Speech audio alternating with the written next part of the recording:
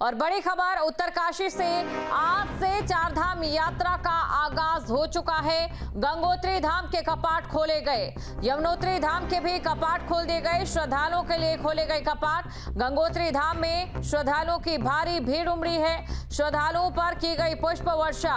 CM Dhami पूजा अर्चना में शामिल हुए।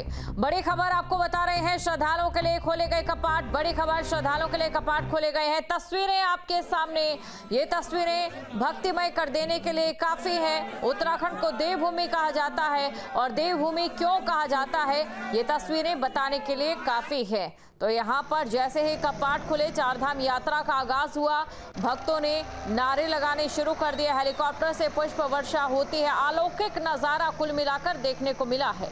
तो श्रद्धालुओं के लिए कपाट खोल दिए गए। बड़ी खबर आपको हम बता रहे हैं, आज से चारधाम यात्रा का आगाज हो गया। आपको ये जानकारी दे दे, चारधाम है। और अगर बात करें इस चारधाम यात्रा की उत्तराखंड में, तो बाएं से दाएं तरफ की ओर ये यात्रा चलती है। सबसे पहले यमुनोत्री, और उसके बाद गंगोत्री, फिर केदारनाथ धाम, और फिर बद्रीनाथ धाम आता है। लेकिन शुभ मुहूर्त के अनुसार कपाट खोले जाते हैं। तो ऐसे में सबसे पहले जो कपाट खोले गए, गंगोत्री धाम के सुबह 10:30 बजे कपाट खोल दिए गए, और उसके बाद 11:55 पर यमुनोत्री धाम के कपाट खोल दिए गए हैं। आपको ये जानकारी दे दें कि गंगोत्री और यमुनोत्री धाम को लेकर अगर बात करें तो इनकी डोलियां, इससे ठीक एक दिन पहले गंगोत्री धाम की बुकबा गांव से जो डोली है वो रवाना होती है। और वहीं अगर बात करें यमुनोत्री धाम की, तो यमुनोत्री धाम की जो डोली है वो सुबह रवाना हुई थी खरसाली गांव से। चलिए सबसे पहले दो तस्वीरें आपको दिखाते हैं। पहली तस्वीर आप देखिए, गंगोत्री धाम के कपाट खुले और इसी के साथ चारधाम यात्रा का आगाज भी हो गया।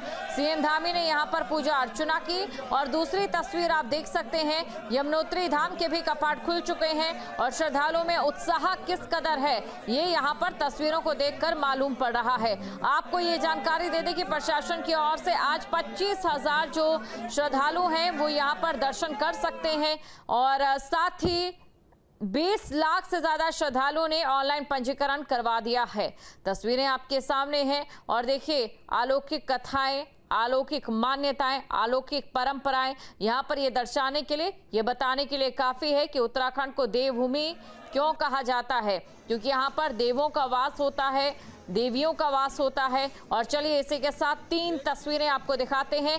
गंगोत्री धाम के जब कपाट खुले, तो कपाट खुलने के बाद यहाँ पर पूजा अर्चना की गई, और सीएम धामी यहाँ पर पहुंचे। सीएम धामी की ओर से इस पूजा अर्चना में हिस्सा लिया गया। सीएम पुष्कर सिंह धामी ने यहाँ पर पूजा अर्चना की है। दूसरी तस्वीर हम आपको दिखा रहे हैं, जहां पर श्रद्धालुओं में भारी उत्साह देखने को मिल रहा है।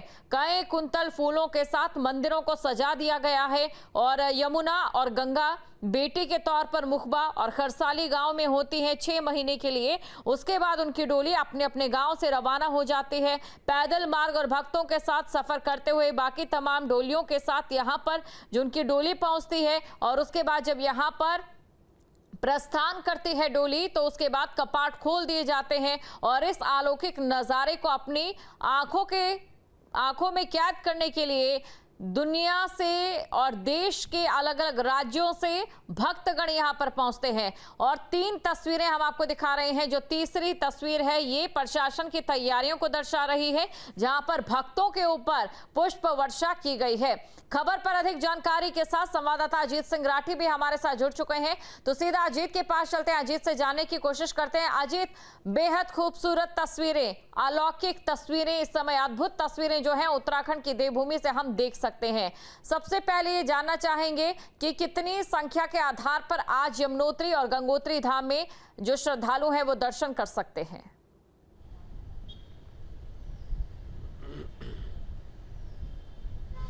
जी बिल्कुल, देखिए आज चूंकि विधिवत तौर पर चारधाम यात्रा 2025 का शुभारंभ हो चुका है, और इसकी तैयारी पिछले 2-3-4 महीनों से लगातार चल रही थी। आज तय समय पर सनातनी परंपराओं के अनुसार पहले 10:30 बजे के आसपास मां गंगोत्री धाम के कपाट खोले गए, और फिर 11:55 पर मां यमुना के कपाट खोल दिए गए हैं।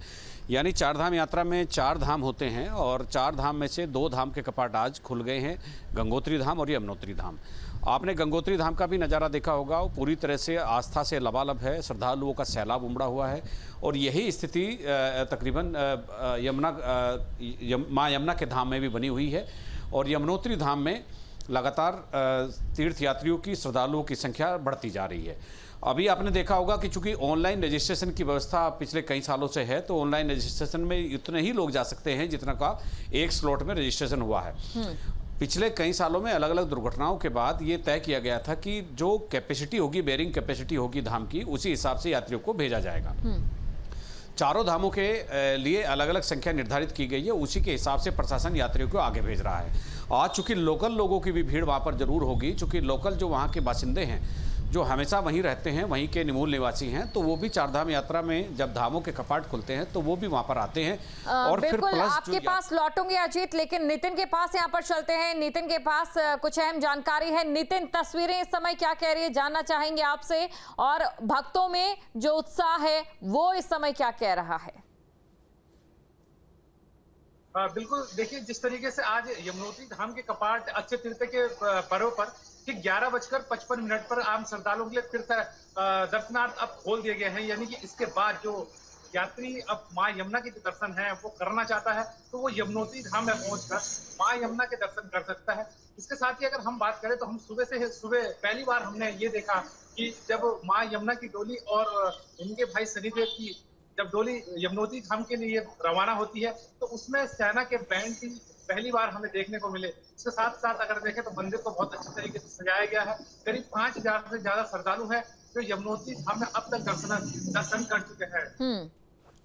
तो 5000 से ज्यादा श्रद्धालु अब तक दर्शन कर चुके हैं। अजीत, आपके पास आना चाहूंगी। आप जानकारी दे रहे थे कि किस तरीके से प्रशासन की ओर से बेरिंग व्यवस्था को किया गया है ताकि ज्यादा अत्यधिक दबाव ना यहां पर इसको लेकर पड़े, और इसी के साथ मान्यताओं के बारे में भी दर्शकों की जानकारी के लिए समझना चाहेंगे। 6 महीने का प्रवास रहता है, उसके बाद प्रस्थान होते हैं, डोलियां होती है।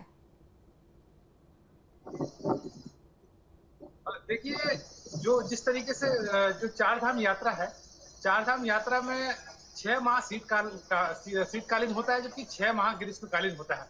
ग्रीष्मकाल में यानी कि जैसे आज कपाट खुल गए हैं तो ग्रीष्मकाल के दौरान यानी कि यमुनोत्री धाम में आम श्रद्धालु जन अब माँ यमुना के दर्शन कर सकता है।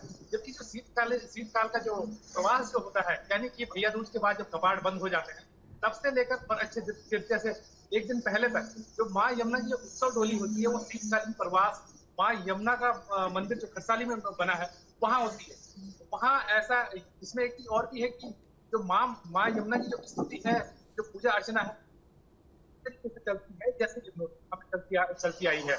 यानी कि उसमें भी जो पुजारी होते हैं, तीर्थ पुरोहित होते हैं, खरसाली गांव के जो उनियाल जो लोग होते हैं वो तीर्थ पुरोहित हैं यमुनोत्री धाम के। तो उनका भी जो है अलग अलग दिनों में जो है अलग अलग तरीके से उनकी बारी का सिस्टम होता है। वो अपनी पूजा अर्चना माँ यमुना की जो है वो शीतकालीन प्रवास यानी कि खरसाली में करते आ रहे थे। लेकिन आज के बाद जब अब माँ यमुना की जो उत्सव डोली है वो अब यमुनोत्री धाम में पहुंच चुकी है और यमुनोत्री धाम में भी उसी तर्ज पर ही सुबह और शाम की आरती अपने पूरी विधि विधान के साथ बिल्कुल, तो नित्य नियम के साथ यहाँ पर आरती उतारी जाएगी। लेकिन ये जो धाम का कपाट है खोल दिया गया है भक्तों के लिए। जगमोहन भी हमारे साथ जुड़े हुए हैं। जगमोहन, आपके पास क्या तस्वीरें हैं? और इसी के साथ जो चारों धाम है बाएं से दाएं की ओर शुरू होते हैं। सबसे पहले यमुनोत्री धाम आता है, लेकिन सबसे पहले कपाट गंगोत्री धाम के खुलते हैं।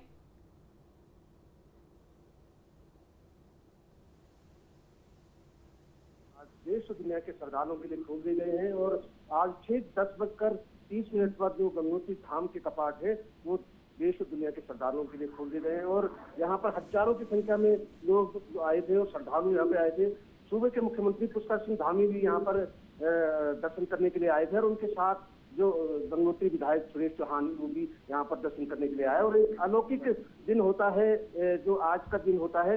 आज के दिन जो माँ गंगा के पाषाण मूर्ति के दर्शन होते हैं और जो है अक्षय तृतीया के मौके पर ये कपाट खुले हैं। अक्षय मतलब कभी ना खत्म होने वाला समय होता है और इस समय हजारों लोग यहाँ पे जो है जो माँ गंगा के दर्शनों की सौभाग्य इनको प्राप्त होता है। और पिछले कई दिनों से यहाँ पर तैयारियां चल रही थी। पंडा पुरोहित, जिला प्रशासन और आपदा प्रबंधन और पूरी सरकार गंगोत्री के कपाट खोलने की तैयारियों में जुटे थे, यमुनोत्री धाम के कपाट खोलने की तैयारियों में जुटे थे। तो आज जो गंगोत्री धाम के कपाट खुले हैं उसके बाद यमुनोत्री धाम के कपाट खुले हैं तो आज से ही चार धाम यात्रा का आगाज हो गया है और लगातार प्रशासन तैयारियों को चाक चौबंद करने में लगा हुआ था। और आज जो है देश और दुनिया के श्रद्धालुओं के लिए गंगोत्री धाम के कपाट खोल दिए गए हैं। तो बिल्कुल देश और दुनिया के श्रद्धालुओं के लिए गंगोत्री धाम के कपाट भी खोले जा चुके हैं। अक्षय तृतीया यानी कि आज का ही वो दिन जब शिव की कृपा से मां गंगा ने पृथ्वी को स्पर्श किया था। ऐतिहासिक दिन इसे माना जाता है, परंपराओं में, मान्यताओं में। इसी के साथ जगमोहन, आपसे ये भी हम समझना चाहेंगे कि जिस प्रकार से मां गंगोत्री का ये धाम रहता है, यहाँ पर एक जो सेमवाल जाति है उसी के जो पंडा हैं, पुरोहित हैं, वो पूजा अर्चना करते हैं। 1 साल तक बड़े कठोर नियम रहते हैं, उसके बारे में भी जरा जानकारी दीजिए, क्या खास? कल का दिन था। कल मुखवा गांव से ही मां गंगा की डोली वहां से प्रस्थान कर गई थी और रात्रि विश्राम उन्होंने भैरव घाटी पे किया। और जो मुखवा गांव के पंडा पुरोहित, जो सेमाल जाति के पंडा है यहाँ पर, वो मां गंगा की पूजा करते हैं और साल भर उनका जो ड्यूटी है वो रोटेट होती रहती है। उनकी जो बारी लगती है और वो बारी से अपनी बारी से मां गंगा के यहाँ पर पूजा करते हैं। हर साल ये रोटेशन चलता रहता है। और जो विशेषकर जो मुखवा के जो सेमाल पुरोहित है वो मां गंगा की यहाँ पर साल भर पूजा करते हैं, क्योंकि 6 महीने गंगोत्री धाम में पूजा होती है और 6 महीने जो मुखवा गांव में शीतकाल में मुखवा गांव में दर्शन होते हैं। और जो भी जिस भी परिवार की इसमें जो पूजा करने की बारी लगती है तो वो बड़े अपने सिद्धांतिक तरीके से रहता है और साल भर में उनका एक अपना नियम होता है, उसी हिसाब से यहाँ पर पूजा की जाती है। माँ गंगा की जो आरती है वो शाम सुबह यहाँ पे होती है। और जो गंगोत्री के पंडा पुरोहित है वो साल भर में शाम सुबह 6 महीने गंगोत्री धाम में और 6 महीने मुखवा गांव में गंगा की भोग मूर्ति के दर्शन और पूजन करते हैं। इस साल जब प्रधानमंत्री नरेंद्र मोदी जो हर्षिल में आए थे, उन्होंने भी वहाँ पर मुखवा गांव में जाके मां गंगा के दर्शन किए थे। तो उसके बाद ये देश और दुनिया में अच्छा मैसेज गया और उसके बाद आज देखने को मिला कि गंगोत्री धाम में हजारों की संख्या में श्रद्धालु यहाँ पे उमड़े थे और लोग दर्शनों के लिए यहाँ पे उमड़ रहे हैं। और जो तीर्थाटन पर्यटन को यहाँ पे लगातार बढ़ावा मिल रहा है। जी बिल्कुल, जो शीतकालीन एक स्थान रहता है मां गंगा का, वहां पर पीएम नरेंद्र मोदी गए और ये मैसेज, एक संदेश पहुंचाने का काम किया कि उत्तराखंड में शीतकालीन में भी अपार जो व्यवस्थाएं हैं, अपार जो सुविधाएं हैं वो वहां पर भक्तों को मिलेगी, पर्यटकों को मिलेगी। और इसी को लेकर नितिन से मेरा सवाल रहने वाला है। नितिन, जानना चाहेंगे आपसे, देखिए कुल मिलाकर अगर बात इस समय चारों धामों की इस यात्राओं को लेकर की जाए तो सीएम पुष्कर सिंह धामी या फिर PM Narendra Modi vocal for local का नारा दे रहे हैं, और ये जो नारा है किस तरीके से यहाँ पर उसे देखा जा सकता है? वस्तुओं की हम बात करें या बाकी चीजों की बात करें? बिल्कुल, लोकल फॉर वोकल का जो नारा दिया गया है वो इस बार भी कहीं ना कहीं हम देख रहे हैं कि उसको भी धरातल पर उतारने की कोशिश की जा रही है कि जो हमारा जो स्थानीय जो उत्पाद है उस उत्पाद को श्रद्धालुओं तक कैसे पहुंचाया जाए, इस पे भी कई बातें जो है वो पहले से भी करते आए हैं। और इस बार कोशिश ये देखी जा रही है कि जो उत्पाद यहाँ का है वो देश विदेश के जो श्रद्धालु यहाँ जब आते हैं 4 धाम में, तो वो अपने साथ एक इसको उपहार कह सकते हैं या फिर ये कह सकते हैं कि तो यहाँ की एक ये मान के चलिए कि जो उत्पाद जो है, अहम उत्पाद, तो वो भी अपने साथ लेके जा सकते हैं। इसमें मैं एक बात और आपको बताना चाहूंगा, जिस तरीके से आज उत्तराखंड के मुख्यमंत्री पुष्कर सिंह धामी गंगोत्री धाम में आए हैं, कुछ दिनों पहले तक ये चर्चा भी थी कि वो यमुनोत्री धाम में भी आएंगे। और 3 से 4 दिन पहले ही उत्तराखंड सरकार का जो हेलीकॉप्टर है वो अपना एक वहां लैंडिंग कर चुका था यमुनोत्री धाम में, जो अभी नया हेलीपैड वहां पे बना है। इससे पहले भी वायुसेना के 2 वायुयान जो है वहां पे लैंडिंग कर चुके हैं। यानी कि वो एक प्रैक्टिकली किया जा रहा था कि यमुनोत्री में किस तरीके से हेली सेवाओं को जो है एक अमली जामा पहनाया जाए। यही कारण है कि पहले ट्रायल लिया गया, उत्तराखंड सरकार का हेलीकॉप्टर इसलिए ट्रायल लिया गया कि मुख्यमंत्री शायद वहां पे आएंगे। लेकिन आज मुख्यमंत्री यमुनोत्री धाम में नहीं आ सके वो, क्योंकि ये अपनी वो रह सकती, लेकिन गंगोत्री धाम में वो शामिल जरूर हुए थे। इसमें सीएम के न आने से वहाँ पे जो तीर्थ पुरोहित या फिर पंडा समाज है वो थोड़ा सा काफी मतलब वैसे नाराजगी उन्होंने व्यक्त की कि अगर शायद सीएम अगर यहाँ पे आते तो ये इतिहास के पन्नों में पहला रिकॉर्ड होता है जब उत्तराखंड के कोई सीएम यमुनोत्री धाम में पहुंच रहे हैं, वो भी कपाट खुलने के वक्त पर। लेकिन ऐसा हो नहीं सका। लेकिन इसके साथ ही अब जो तीर्थ पुरोहित हैं वो ये कोशिश कर रहे हैं कि अब हम दोबारा से कोशिश करेंगे कि सीएम के अलावा जो है जो केंद्र के जो मंत्री हैं उनको भी बुलाने की कोशिश करेंगे। उनका कहना साफ तौर से ये था कि जो यमुनोत्री धाम में जो आपदा, पिछले बार आपदा से जो किचन या फिर उसमें जो सुरक्षा के जो ब्लॉक जो पड़े, बिल्कुल। तो और पूरी देखिए तरीके से अजीत भी हमारे साथ जुड़ चुके हैं, तो अजीत के पास चलते हैं। अजीत, देखिए सबसे ज्यादा जरूरी है चार धाम यात्रा के लिए जो लोग पहुंच रहे हैं वो उस मान्यता के साथ रहें, उन चीजों के साथ रहें जो कि वहां की परंपराएं हैं। और ऐसे में आपसे मैं ये समझना चाहूंगी कि जो चार धाम यात्रा की विशेषता है, परंपरा है, या फिर जो लोक कथा है, वो किस बारे में क्या कहती है, चाहे बात केदारनाथ धाम की करें या वैकुंठ धाम कही जाने वाले बद्रीनाथ धाम की करें, तो किस तरीके से तस्वीरें यहाँ पर देखी जा रही है?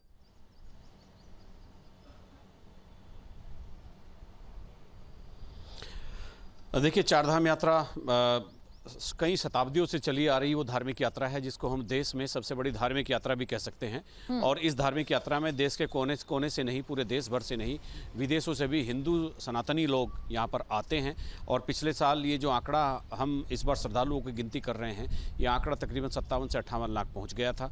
और इतनी बड़ी यात्रा, कोई अमरनाथ यात्रा को भी आप लेंगे तो वो चूँकि एक ही धाम की यात्रा है, आप किसी भी यात्रा को लेंगे तो इतनी लंबी कोई यात्रा नहीं चलती और इतनी बड़ी यात्रा नहीं चलती जहाँ देश विदेश से भी लोग आते हों। इसके लिए तैयारियां पहले से शुरू की गई थी। कई शताब्दियों से, हजारों सालों से ये यात्रा चल रही है, कोई एक नई नहीं, आदिकाल से चल रही है। और इन चारों धामों की स्थापना का एक इतिहास में पौराणिक जो हमारे जो पुराण हैं उनमें पूरा वर्णन है, विस्तृत वर्णन है, किस वजह से क्या क्या हुआ है। ये तमाम जो धार्मिक गतिविधियां पृष्ठभूमि में रही हैं, लोग जो अपने पौराणिक तथ्य हैं उनको खोजना चाहते हैं। और पर एक पुरानी महाभारत काल की भी मान्यता है कि वो लोग भी यहाँ पर आए थे। इससे पहले अगर आप आते हैं तो जैसे गंगोत्री यमुनोत्री की यात्रा शुरू होने के बाद फिर आप जब केदारनाथ की तरफ जाते हैं और आप फिर बद्रीनाथ की तरफ जाते हैं तो आपको 5 संगम भी देखने को मिलते हैं गंगा नदी पर। देवप्रयाग, जहाँ से गंगा का उद्गम स्थल माना जाता है, वहाँ भागीरथी और अलकनंदा का मिलन होता है और वहाँ से अलकनंदा का अस्तित्व समाप्त होता है, वहाँ से गंगा बनकर चलती है। उससे पहले फिर भागीरथी गंगोत्री धाम चली जाती है और अलकनंदा भगवान विष्णु के धाम चली जाती है। तो इसी बीच में 5 प्रयाग पड़ते हैं, देवप्रयाग, उसके बाद फिर आपको रुद्रप्रयाग में केदारनाथ से आने वाली मंदाकिनी दिखेगी, बहुत ही पवित्र नदी है, वो अलकनंदा में मिल जाती है। फिर कर्णप्रयाग में पिंडर और नंदप्रयाग में नंदाकिनी, फिर विष्णुप्रयाग, और फिर इस तरह से ये 5 प्रयाग लोगों को देखने को मिलते हैं। ये यात्रा इस तरह की है कि बहुत अद्भुत और अकल्पनीय यात्रा है, बहुत अलौकिक यात्रा है। आप धाम में जरूर जा रहे हैं, लेकिन धाम में जाते जाते रास्तों में आपको ऐसी चीजें, झील और झरने और धार्मिक वो पवित्र नदियां मिलेंगी जो 5 प्रयाग जिनसे बनते हैं। आप दो बड़ी नदियों का, 2 पवित्र नदियों का एक संगम होते देखते हैं, जहाँ से एक का अस्तित्व खत्म होता है और फिर वो नदी आगे बढ़ जाती है। ऐसे तमाम नज़ारे, धार्मिक नज़ारे आपको इसमें मिलेंगे। इसीलिए चूंकि 2013 की जब आपदा आई थी, आपको मैं बता दूं, उसके बाद भी ठीक अगले साल राहुल गांधी जो कांग्रेस के नेता है वो वहां पर आए।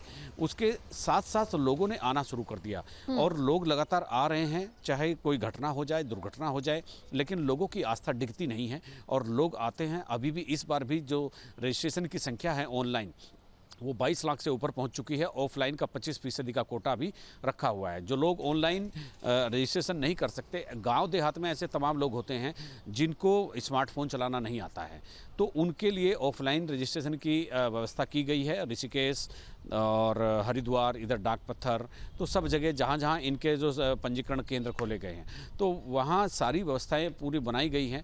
मुख्यमंत्री आज गंगोत्री धाम पहुँचे और जैसा अभी नितिन बता रहे थे, यमुनोत्री धाम नहीं पहुँच सके। इसके बाद फिर केदारनाथ और बद्रीनाथ का नंबर है।